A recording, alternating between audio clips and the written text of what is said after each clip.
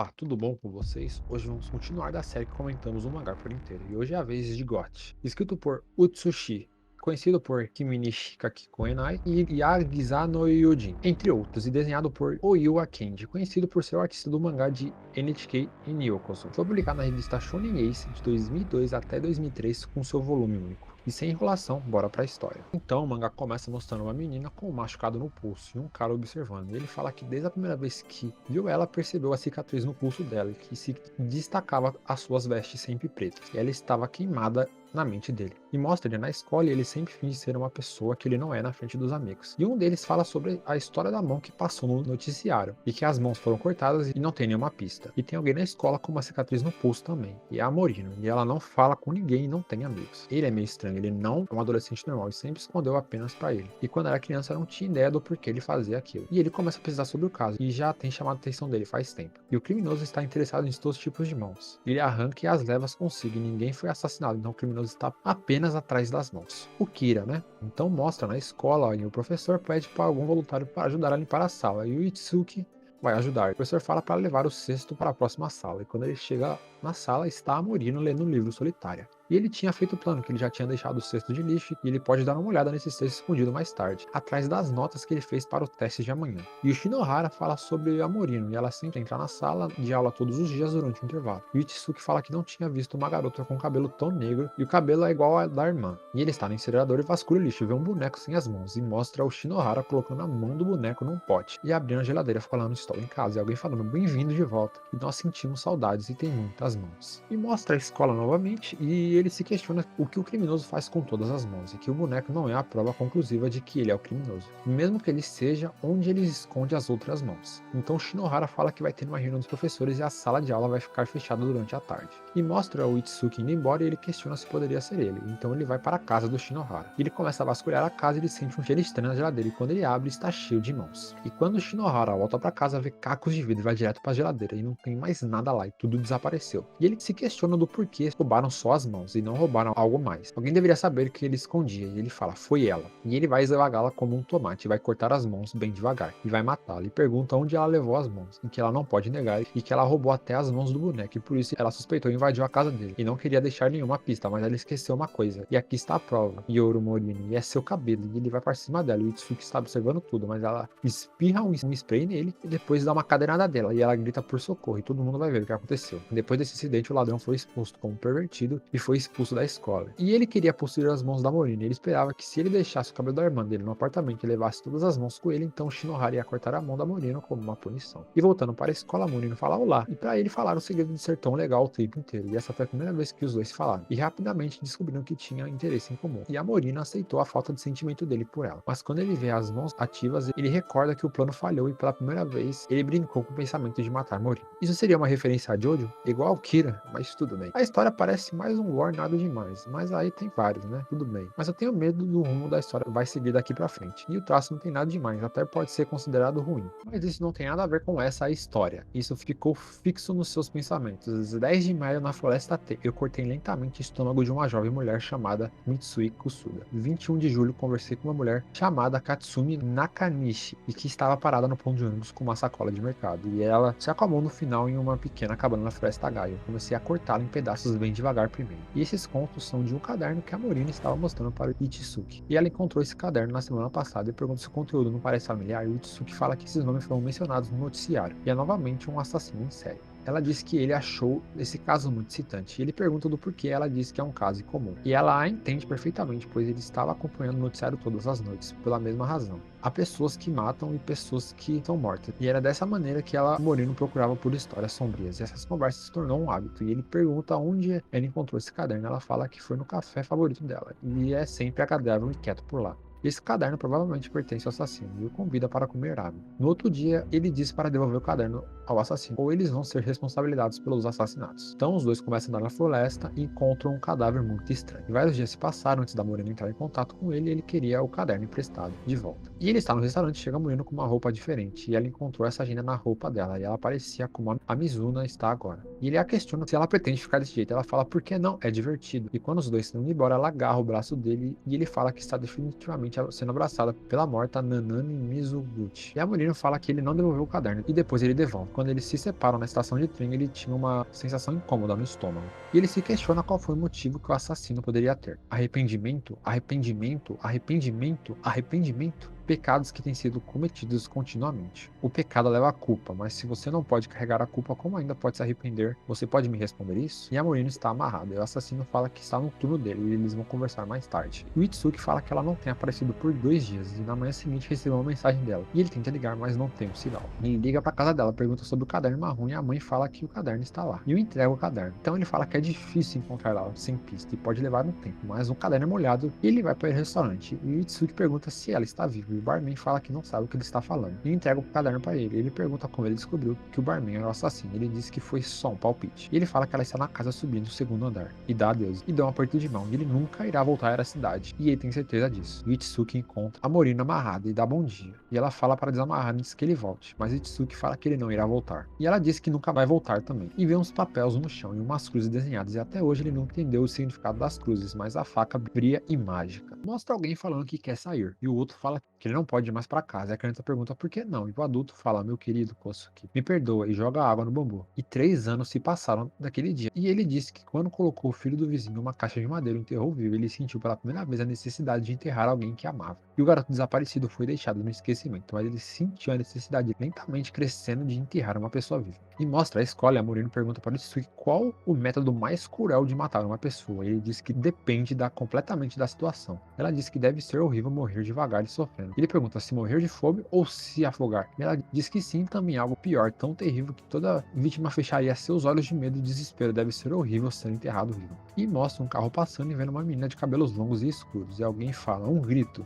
E o Itsuki pergunta o que eles estão falando. E foi uma garota que foi atacada no parque no meia-noite de ontem. E ninguém viu porque estava muito escuro. E falam que a Morino mora na área e não foi ela que foi sequestrada. Ele diz que com certeza ela está bem. E mostra de novo aquele cara estranho no bambu e alguém pedindo ajuda. Ele pergunta se pode ouvir. E a pessoa no bambu pergunta quem é. E o nome dele é Saeki. E o nome dela é Morino. E ele encontrou a identidade na bolsa e como ela se sente aí embaixo. E ela pergunta se foi ele que a sequestrou e pede para deixar ela sair.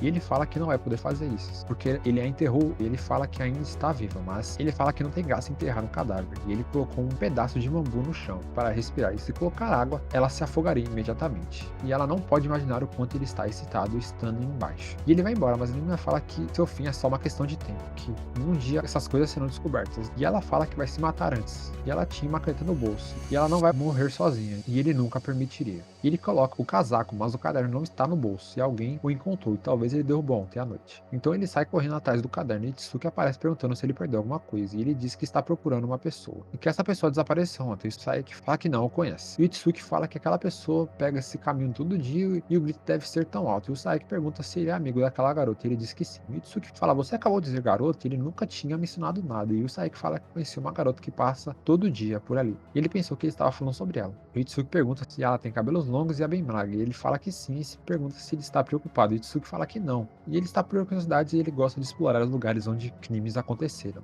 Caçar cena do crime e procurar detalhes. E é a paixão dele. Além disso, é sempre possível que o criminoso volte para a cena do crime. E por alguma razão ele pode encontrar ele lá.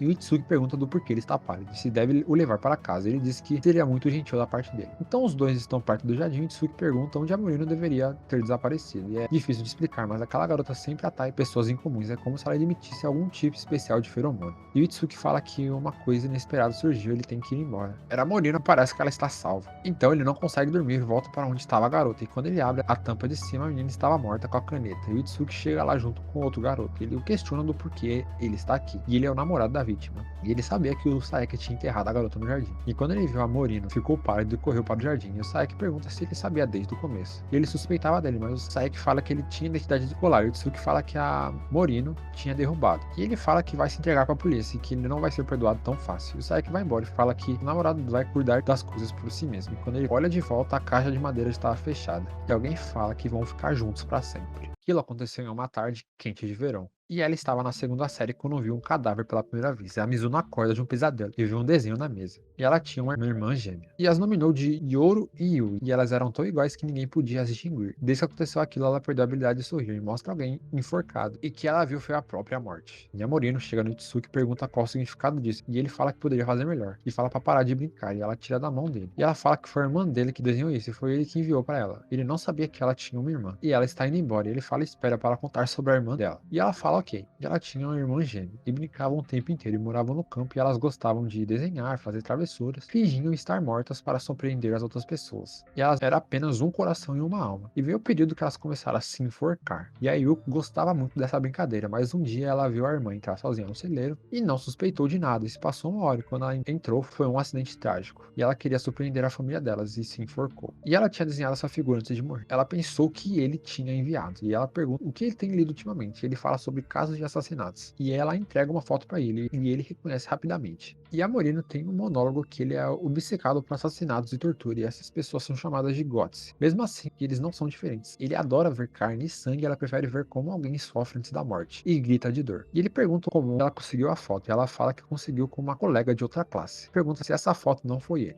E mostra o Itsuki falando que a lâmina não tem visto nenhuma ação e já faz tempo que ele pode sentir o cheiro de sangue. E mostra a Morino na casa dela, questionando a mãe se uma pessoa foi na casa dela. E ela pergunta pra mãe, e ela disse que ele só queria saber sobre a infância dela. E depois liga pra avó e pergunta se alguém da idade dela foi visitá-la. E ela diz que sim, e que ele levou um desenho que fez com ele. E ele mentiu. E ela questiona do porquê ele mentiu que ele estava na casa dela na semana passada. E descobriu que a irmã dela se enforcou e que ele tem vasculhado o passado dela. E ela pede pra ele parar com isso. E ele pergunta o que realmente aconteceu no passado e se ela está escondendo alguma coisa. E a Morino fala que não vai falar mais com ele. E alguém fala, não seja tão dura com ele. E ela pergunta quem é. E alguém fala, você é minha presa. E quando ela acorda, alguém pergunta do porquê ela não me salvou. Você quer mentir pra si mesma, pra sempre, sua mentirosa. E a morte era destinada a você. E quando ela acorda, alguém fala, acordou de novo. E ela pergunta quem é você. E ele diz que você ainda não sabe, sou eu. Existem pessoas que matam as outras pessoas e pessoas que são mortas no momento. E você pertence à segunda categoria. E eu à primeira. E a Morino fala que conheceu Itsuki quando ele estava no nono ano, em um museu. E ela pode lembrar exatamente do olhar. E ele era um garoto perigoso. Voltando para o presente,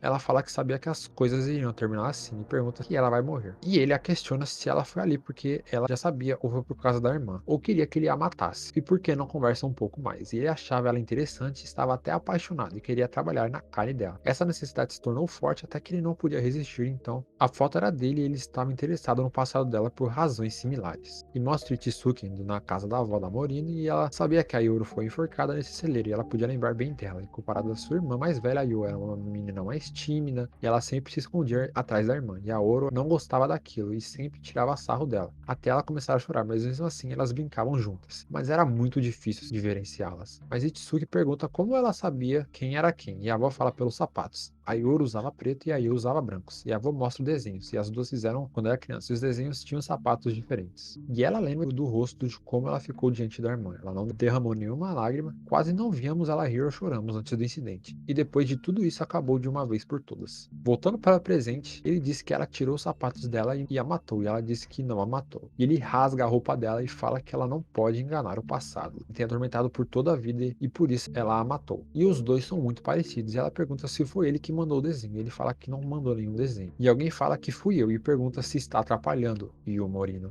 E o cara a desmaia e eles começam um duelo. E o Itsuki o mata. E ela pergunta o que realmente aconteceu. Ele fala que foi nada de especial, mas ela fala que ele queria matar ela. E o que realmente aconteceu com ele fala que aquilo se tornou uma luta mano a mano e ele saiu correndo. Mas ele teve que mentir para ela. E depois da luta ele o enterrou atrás das ruínas do terreno e é abandonado e com certeza não será mexido nos próximos anos. E ele pergunta se a história é verdadeira, se ela matou a irmã, e aquilo foi um incidente. Eles queriam pegar umas peças nos pais de novo, mas de repente a corda de segurança se soltou e ela era pequena e fraca, tentou salvar a irmã, mas a irmã começou a xingar ela e depois daquelas palavras ela não tinha mais força. E depois que ela percebeu as marcas no chão, veio a ideia de trocar a identidade com a irmã. E ela não sorriu mais na presença de outras pessoas. E a chorona Yu morreu naquele dia. E ela já sabia que ele seria o primeiro a descobrir o segredo. E ele disse que se ela sentir vontade de morrer novamente, é só falar pra ele e ele vai cuidar disso. E o mangá termina. E final broche, hein? Como todo esse mangá, os casos do começo do mangá eram foda-se, mas preferia que ficasse daquele jeito do que tentar fazer algo complexo, diferente, como foi essa reta final, que foi muito desnecessária. Esse mangá é nada, no começo teve gore, mas depois não quis voltar mais. Aí voltou a ser um suspense só. Esse mangá também tem muito diálogo desnecessário que eu não ligo, não desenvolve nenhum personagem, a gente não conhece nada do protagonista. Aí não dá pra sentir nada, cara. Sei lá, esse mangá é mó sem perna e sem cabeça. Tem mangás gore melhor, por isso que eu recomendo o Leibitsu, que é melhor que isso daqui. Mas tudo bem, né? Então é isso, galera. Mais um mangá terminado. Muito obrigado por quem assistiu. Se curtirem, deixa o like, se inscrevam, compartilhem se puder. E se cuidem, galerinha. Ei, fecha o vídeo não. Você mesmo, você aí que está vendo esse vídeo, você quer ver eu comentando mangás mais famosos como One Piece, Jujutsu Kaisen, Boku no Hero ou Tokyo Revengers, Blue Lock, Berserk? Então fiquem tranquilos que eu tenho para apresentar para vocês o WJB, que é um podcast que eu participo que tem lives. Uma quinta-feira sim, uma quinta-feira não, e toda sexta uma live onde eu e meus amigos comentam os mangás semanais da revista Weekly Shonen Jump. Que tem outros quadros também, como os mangás cancelados da revista da Jump, e tem também um quadro onde a gente comenta o mangá inteiro, o WJ Review. E neste canal também comentamos o One Shot, e temos também o VVJB, que comentamos de 3 em 3 volumes, e terminamos recentemente o mangá de Gashibel, e também temos o Entre Arcos, que recentemente fizemos Bleach, e daqui a pouco vamos terminar. Ficou curioso? Acesse o link que está na descrição. Tamo junto e é nóis, e se cuidem.